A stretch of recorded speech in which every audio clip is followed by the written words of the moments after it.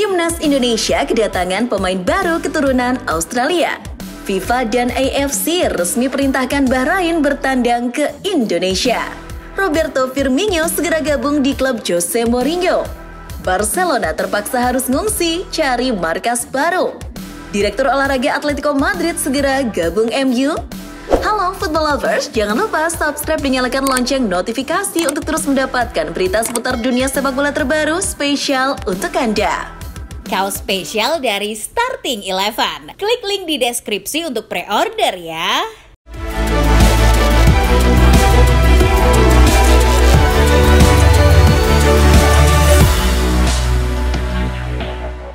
Dari hasil laga lanjutan UEFA Conference League, Chelsea terbukti makin kokoh di puncak klasmen dengan 18 poin setelah sukses mengandaskan Shamrock Rovers 5-1 di Stamford Bridge. Pesta gol dari The Blues di laga ini masing-masing disumbangkan oleh hat-trick Marc Guiu di menit ke-23, 34, dan 45, serta masing-masing gol dari Daresbury Hall di menit ke-40 dan Marc Cucurella di menit ke-58. Sementara itu, penghuni peringkat 2 dan 3 UEFA Conference League yakni Vitória de Guimarães dan Fiorentina hanya bermain imbang 1-1. Gol dari pemain Vitória Gustavo Silva di menit ke-33 mampu disamakan oleh gol dari Ronaldo Mandragora di menit ke-87. Dengan hasil ini, Vitória de Guimarães sebagai peringkat 2 mengumpulkan 14 poin, sementara La Viola sebagai peringkat 3 mengumpulkan 13 poin.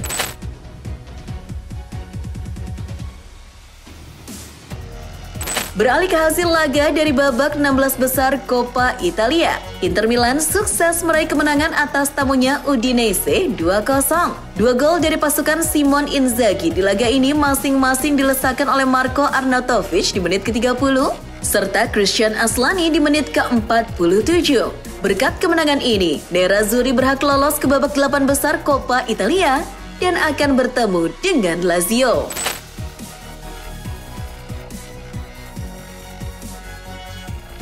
Dari Italia, kita terbang ke Inggris. Tottenham Hotspur akhirnya sukses melaju ke babak semifinal Carabao Cup setelah menggulingkan tamunya Manchester United dengan skor 4-3. Gol kemenangan dari The Lily-Whites tersebut diciptakan oleh brace dari Dominic Solanke pada menit ke-15 dan juga 54, serta masing-masing gol dari Dejan Kulusevski di menit ke-46 dan Song Heung-min di menit ke-88. Dengan selesainya laga Spurs versus MU, terungkap sudah 4 tim semifinalis Carabao Cup musim ini, yakni Arsenal, Newcastle, Liverpool, dan Spurs. Dilaporkan oleh Sport People bahwa babak semifinal tersebut langsung diundi. Hasilnya, Arsenal akan bertemu dengan Newcastle, sementara Liverpool akan bertemu dengan Spurs. Pertandingan semifinal Carabao Cup ini akan digelar dalam 2 leg. Leg pertama akan dimainkan mulai 6 Januari 2025 dan leg kedua mulai 3 Februari 2025. Arsenal akan menghadapi Newcastle di Emirates terlebih dahulu, sedangkan laga Tottenham versus Liverpool akan dihelat di Tottenham Hotspur Stadium terlebih dahulu. Sementara itu, dari Manchester, tersiar kabar bahwa pemilik MU Sir Jim Ratcliffe telah meningkatkan sahamnya dengan menyuntikkan dana sebesar 79 juta pounds. Namun menurut Mirror, di saat yang bersamaan, Ratcliffe juga memotong bonus sebagai pengurus pertandingan MU sebesar 100 pounds. Bonus tersebut biasanya diberikan oleh klub kepada pengurus pertandingan pasca laga. Salah satu pengurus pertandingan Red Devils yang sudah bekerja 24 tahun bernama Frank Robinson mengungkapkan bahwa bonus tersebut benar telah dihilangkan oleh Ratcliffe. Akibatnya, para pengurus pertandingan itu kini banyak yang keluar. Beralih ke kabar dari Everton, dilaporkan oleh Eurosport bahwa The Toffees kini punya pemilik baru dari AS yakni Fredkins Group. Fredkins Group telah menyelesaikan pengambil alihan Everton dengan mengakuisisi 94,1% saham mayoritas. Menurut laporan, nilai pengambil alihan saham tersebut berkisar lebih dari 400 juta pounds. Everton kini menjadi klub Liga Inggris ke-10 yang diambil alih oleh pemilik asal Amerika Serikat. Menurut laporan The Guardian, klub berlogo serigala itu kini dilatih oleh pelatih asal Portugal bernama Vitor Pereira. Pereira ditunjuk manajemen Wolves menggantikan Gary O'Neill yang dipecat. Wolves telah membayar sekitar 800.000 pounds untuk menebus Vitor Pereira dari kontraknya di Al-Shabaab. Pelatih Portugal ketiga di Wolves itu akan dikontrak 18 bulan. Pasca kedatangannya ke Molineux, Pereira langsung memimpin sesi latihan tim di hari Kamis 19 Desember. Ia langsung akan debut di laga Liga Inggris melawan Leicester di King Power Stadium Minggu 22 Desember. Sementara itu dari Leicester, tersiar kabar bahwa salah satu pemainnya yakni Hamzah Choudhury telah resmi memutuskan untuk pindah ke warga negaraan. Dilansir dari BBC, pemain yang lahir di Loughborough dan sempat tampil 7 kali untuk Inggris U21 itu telah memenuhi syarat untuk membela tanah leluhurnya yakni Bangladesh. Pemain berusia 27 tahun itu akan menjadi pemain Liga Inggris pertama yang berseragam timnas Bangladesh setelah semua dokumen pindah ke warga negaraan sudah disetujui oleh FIFA.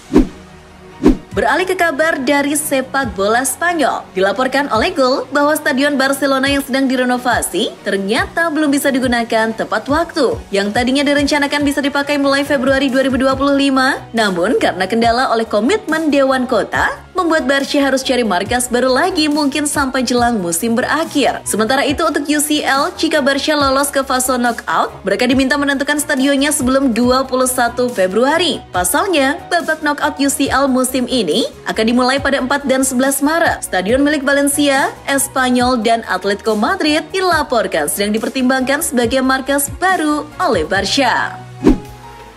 Sementara itu dari kabar lainnya, Direktur Olahraga Atletico Madrid asal Italia, Andrea Berta, dilaporkan akan segera meninggalkan klub pada 31 Desember 2024. Menurut Football Espada, peran Berta sebagai Direktur Olahraga klub makin tersaingi oleh peran Direktur Sepak Bola baru Atletico Madrid yang baru ditunjuk tahun ini, yakni Carlos Bucero. Keluarnya Berta pada akhir tahun ini dilaporkan sebagai langkah dirinya akan segera menuju Old Trafford untuk mengisi pos Direktur Olahraga MU yang baru saja ditinggalkan oleh Dan Ashworth. Lanjut ke kabar berikutnya yang datang dari pemain Al Ahly, Roberto Firmino. Dilansir dari media olahraga Amerika Latin, Beatball.co, pada hari Kamis 19 Desember, pemain asal Brasil tersebut dilaporkan akan segera diangkut oleh Jose Mourinho untuk berseragam Fenerbahce pada bulan Januari. Laporan tersebut juga disiarkan langsung oleh media Arab Saudi SBS Sport. Dari laporan tersebut disebutkan juga bahwa Mourinho sendiri yang meminta Firmino untuk gabung timnya. Firmino juga telah menyatakan dalam beberapa kesempatan bahwa berada di klub Liga Pro Saudi ternyata tidak berjalan sesuai dengan harapannya. Dari kabar lainnya, dilaporkan oleh ESPN bahwa Persatuan Liga-Liga Eropa telah menampik bahwa anggota klub yang berada dalam naungannya bersedia mengikuti ajang Unify League. Sebelumnya ada klaim yang menyebut bahwa beberapa klub Eropa sudah diajak berkonsultasi oleh pihak penyelenggara Unify League dan bersedia untuk berpartisipasi. Namun kini organisasi yang membawahi 39 liga dan mencangkup lebih dari 1.130 klub itu mengatakan bahwa klaim tersebut adalah bohong. Organisasi tersebut mengatakan bahwa anggota mereka tetap berkomitmen pada sistem kompetisi yang dibuat oleh UEFA. Kabar selanjutnya datang dari Liga Belanda di mana pelatih Tom Haaien di Almere City telah resmi dipecat. Pelatih Almere City yakni Hedwiges Maduro kini tak lagi menukangi Tom Haaien dan kawan-kawan setelah hanya 6 bulan bertugas. Alasan pemecatan mantan bek Valencia itu sudah jelas karena terpuruk di dasar klasmen Eredivisie. Selain terpuruk, media-media Belanda juga menyoroti beberapa keputusan taktik Maduro yang dinilai merugikan tim sendiri, termasuk soal pemilihan skuad dalam pertandingan yang ikut dikeluhkan oleh Tom Haaien. Almere kini akan mencari pengganti posisi Maduro selama jeda musim dingin. Sang pelatih baru ditargetkan untuk bertugas sebelum kompetisi Eredivisie dimulai kembali pada 10 Januari 2025. Beralih ke kabar dari Justin Hubner yang dilaporkan sedang mengalami gegar otak. Justin Hubner memperoleh cedera gegar otak itu karena membela Wolverhampton Wanderers U21 saat melawan Aston Villa U21 dalam laga Premier League 2. Melalui story Instagramnya @JustinHubner5, Hubner menjelaskan bahwa ia harus absen selama sebulan akibat cedera gegar otak itu. Untuk semua orang yang bertanya kapan saya kembali, kemungkinan saya akan istirahat selama 4 minggu. Saya mengalami gegar otak, jadi perlu banyak istirahat. Namun saya akan segera kembali, ungkap Justin Hubner. Sementara itu dari Piala AFF 2024, beredar laporan bahwa pelatih timnas Malaysia, Pau Marty Vicente, mempertanyakan sikap Asosiasi Sepak Bola Malaysia (FAM) soal penunjukan pelatih baru Peter Shklavmovsky. Keputusan FAM tersebut membuat Pau Marty sedikit kesal. Ia heran mengapa FAM mengumumkan pelatih baru saat ia bersama timnas Malaysia masih berjuang di Piala AFF 2024. Kabar berikutnya datang dari oleh-oleh Erick Thohir setelah bertemu FIFA dan AFC di Doha, Qatar. Menurut AFC dan FIFA, timnas Bahrain telah resmi dinyatakan harus tetap bertandang ke Indonesia untuk laga lanjutan babak ketiga kualifikasi Piala Dunia 2026 zona Asia. Sebelumnya, timnas Bahrain selalu berdalih jika FIFA dan AFC belum memutuskan venue laga antara Bahrain versus Indonesia di Indonesia karena alasan keamanan. Dengan adanya instruksi langsung dari FIFA dan AFC tersebut, kini timnas Bahrain tak bisa mengelak lagi. Dilaporkan Eurosport, Tottenham Hotspur dipastikan akan kehilangan dua bek tengah utama mereka hingga akhir tahun 2024. Dua bek tersebut adalah Mickey van de Ven dan Christian Romero. Artinya, di laga Liga Inggris melawan Liverpool, Nottingham Forest, dan Wolves, kedua bek tersebut akan absen. Kedua pemain itu mengalami cedera lagi saat dipaksa keluar lebih cepat di laga melawan Chelsea. Padahal, kedua bek andalan Postecoglou itu baru saja sembuh dari cedera lamanya. Masing-masing dari mereka dipastikan Postecoglou baru akan tersedia di awal tahun ketika melawan Newcastle. Dari kabar lainnya, pelatih West Ham Julen Lopetegui dilaporkan telah kembali ke Spanyol. Padahal akhir pekan nanti timnya akan menghadapi laga melawan Brighton di Liga Inggris. Menurut laporan Mirror, Lopetegui bertolak ke Spanyol karena ayahnya yakni Jose Lopetegui meninggal dunia di usia 94 tahun. Lopetegui akan berada di Spanyol hingga hari Jumat untuk menghadiri acara pemakaman ayahnya. Tugas di The Hammers jelang menghadapi Brighton sudah diserahkan sementara kepada pembantunya yakni Pablo Sanz dan juga Edu Rubio.